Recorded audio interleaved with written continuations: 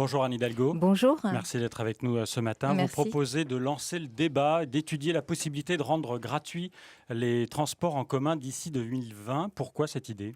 Non, je lance une étude, donc c'est pas rendre gratuit d'ici 2020. Je lance une étude que je confie à 3 de mes adjoints pour voir justement la faisabilité de la gratuité des transports. La gratuité des transports en commun est quelque chose qui est étudié dans d'autres pays. Angela Merkel, qui n'est pas, je crois, une femme qui n'aurait pas les pieds sur terre, a lancé cette aussi initiative avec des villes comme Bonn pour répondre notamment à la question de la pollution. On sait très bien que pour réduire le trafic automobile, qui est la cause principale de la pollution dans nos villes, alors que la Commission européenne sanctionne un certain nombre de pays, l'Allemagne, mais bien sûr bientôt la France aussi, c'est une des réponses possibles.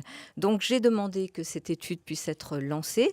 J'en attends les conclusions à la fin de l'année 2018. Je souhaite que mes adjoints puissent regarder les comparaisons internationales, puissent bien Notamment sûr... sur la question du financement.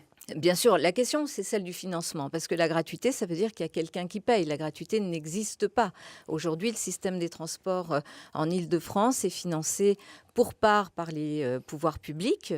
Le budget du STI, enfin du Île-de-France Mobilité, c'est 10 milliards 10 d'euros milliards et d'euros. les usagers payent 2,8 milliards, c'est ça? Voilà, donc il y a une part qui est portée par la puissance publique, les Donc c'est cette collectivités, somme-là qu'il faut trouver. une part qui est portée par les entreprises et une part qui est portée par les usagers. La question, c'est vrai, pour être incitatif, pour pouvoir aller vers des transports en commun qui se substituent véritablement à la voiture individuelle qui, elle, pose des problèmes, notamment de pollution, mais aussi d'encombrement, il faut aller vers ces incitations.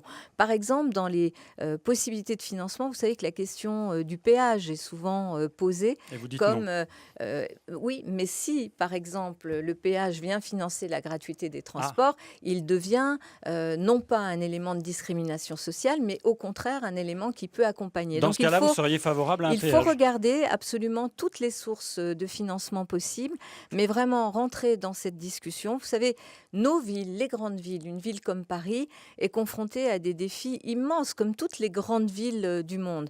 Ces défis sont notamment celui de la pollution. Il nous faut inventer des solutions nouvelles. Nous ne pouvons pas aller chercher dans la boîte à outils d'hier les solutions qui nous permettent et de lutter contre la pollution et en même temps de permettre la mobilité dans nos villes. Donc, nous sommes vraiment, et je pense que c'est le rôle de la maire que je suis, le rôle des élus d'une grande capitale qui inspire beaucoup le monde, De comme lancer le Paris, débat? de lancer le débat, mais de le lancer de façon très rationnelle et Mais objective. certains disent déjà, mais c'est une chose qui est impossible parce qu'on ne sait déjà pas comment on va financer le coût d'exploitation du super métro automatique, c'est-à-dire les lignes 15 et 16, 17, Et là, on 18. parle d'investissement et Hmm. pas de fonctionnement. Et ce qu'on est en train de regarder ensemble, c'est plutôt du Là, je fonctionnement. parle du coût Et je pense d'exploitation que il à faut partir de 2030. Il faut se donner vraiment les moyens d'analyser, d'étudier, de voir quelles sont toutes les solutions possibles pour lutter contre la pollution et permettre la mobilité et ne pas avoir d'ailleurs de discrimination sociale au regard des revenus des personnes. Et donc, il faut se donner les moyens de l'analyse et de l'étude. Je souhaite vraiment que cette étude soit conduite d'abord sous la houlette de mes 3 adjoints, ensuite avec le Conseil de Paris, ouverte bien sûr majorité comme opposition, que chacun puisse profiter de l'étude. Sur quoi débouchera cette étude? Faisabilité, pas faisabilité. On a quelques mois pour y revenir, mais en tous les cas, je pense que c'est aussi de notre rôle, en tout cas de mon rôle de maire de Paris, d'éclairer le débat public, pas simplement avec j'y crois pas, je veux pas, je suis pour ou je suis contre, mais à partir Avec de des faits arguments et objectifs. des faits objectifs. Vous Absolument. proposez également de créer plus de 1000 places de parking relais aux portes de Paris. L'opposition au Conseil de Paris, représentée essentiellement par Florence Berthoud, les Républicains, s'en est félicitée ce matin. Elle dit c'était une idée à nous à la droite. Écoutez, on va pas jouer. D'abord, c'est une idée que je porte depuis longtemps, sur laquelle d'ailleurs nous avions sollicité la région Île-de-France en mai 2007 et sur laquelle nous attendions des réponses depuis longtemps.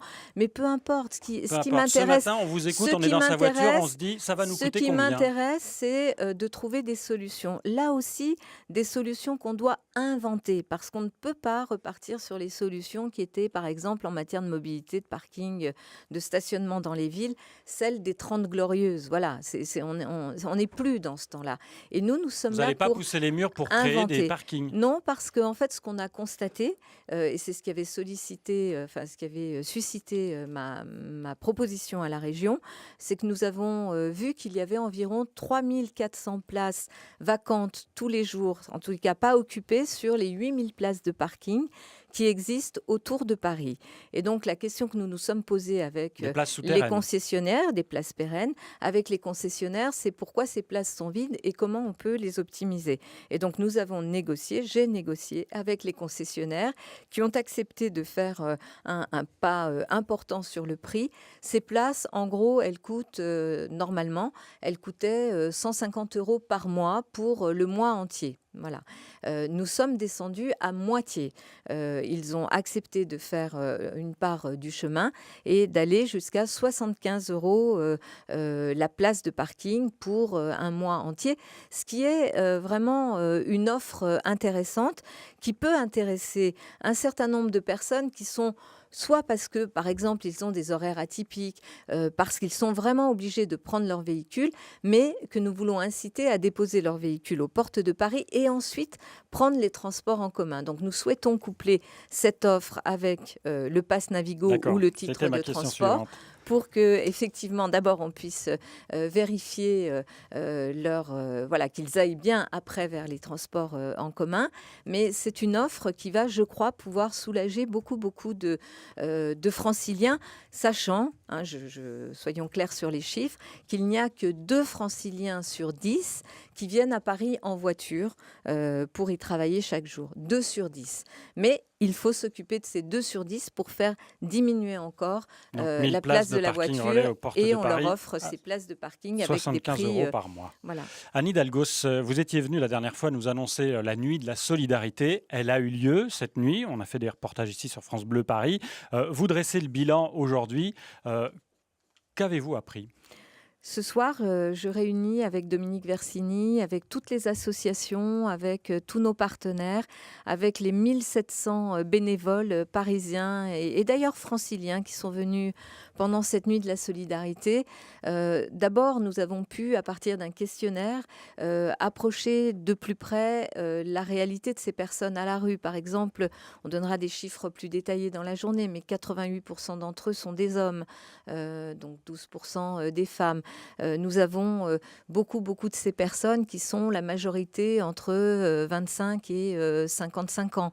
Donc nous avons des données sociologiques qui nous permettent du coup de mieux aussi envisager les moyens et les dispositifs pour les accueillir. Ce que nous avons appris, c'est que d'abord beaucoup de ces personnes sont arrivées à la rue de façon assez rapide.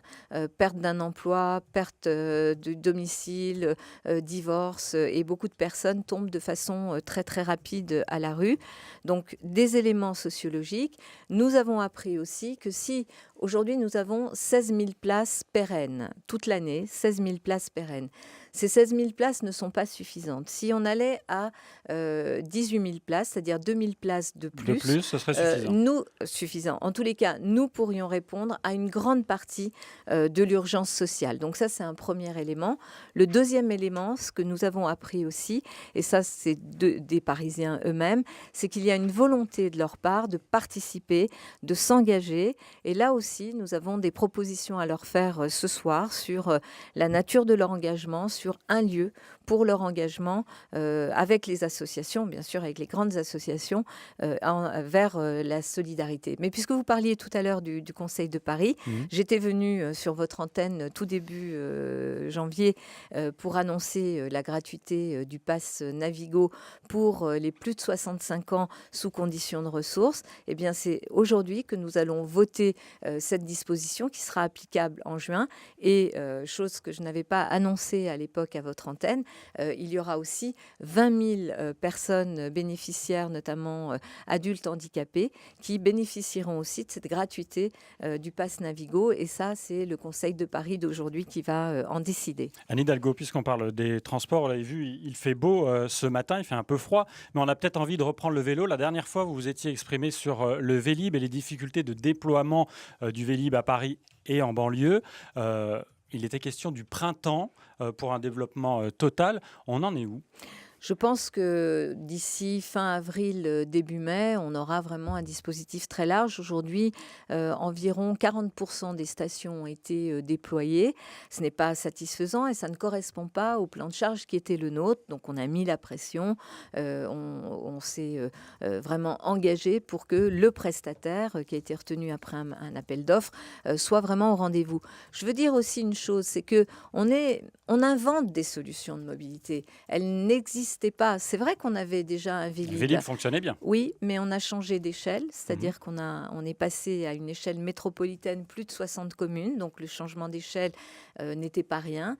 Et on change de technologie, c'est-à-dire qu'on passe aussi d'abord électrification des stations et 30% de vélos électriques. Donc changement de technologie, changement d'échelle, forcément, il y a un temps d'adaptation. D'ailleurs, le Vélib lui-même, quand on l'a lancé, vous ne vous en souvenez plus, mais il y avait eu, parce que vous étiez trop jeune, Bien Noé, sûr. mais nous avions eu l'annulation d'un marché, nous avons dû faire 2 avenants avec le prestataire parce que les vélos étaient abîmés, etc. etc. En fait, c'est l'avis d'une municipalité. Je pense que c'est Ses l'avis... recours, ses échecs, notamment avec Striteo aussi, qui a des polémiques qui lui collent à la peau. L'avis d'une municipalité comme d'une entreprise, Rien. c'est quand on lance un projet, nouveau produit, nouveau service, eh bien, il y a effectivement une prise de risque, du rodage, de l'accompagnement. Et puis, bien sûr, on est dans un cadre où toute décision que nous prenons fait l'objet ou de recours en tous les cas. Et c'est normal, c'est Paris. Paris est sous le feu des projecteurs. Mais vous Je êtes suis maire de confiante. Paris et je l'assume. Mais bien sûr, je suis confiante. Mais Parce que agacé quand même. assez agacé que ce que l'on retienne ou que l'on ne veuille retenir, ce ne serait que des éléments qui sont des éléments d'adaptation. Demandez, même à votre entreprise, quand vous lancez un nouveau dispositif, ou une nouvelle émission, est-ce que du moment où vous avez l'idée au moment où vous la Ah, nous, lancez, ici, ça marche du premier ça coup. marche du premier coup? Eh bien, vous êtes super, vous allez venir, Noé da Silva, me dire comment ça marche du premier coup. Je ne Moi, me je connais permettrai beaucoup pas. Anne d'entreprises Hidalgo, qui sont je ne me permettrai pas. humbles et qui, en même temps, inventent. Et je crois que c'est ce que nous faisons à Paris. En tout cas, on ne fait que poser les questions. Merci d'y Merci, avoir Noé répondu da et d'être Silva. venu ce matin sur France Bleu Paris, même si vous êtes un peu agacé par ce bashing, comme on dit. Merci. Bonne journée.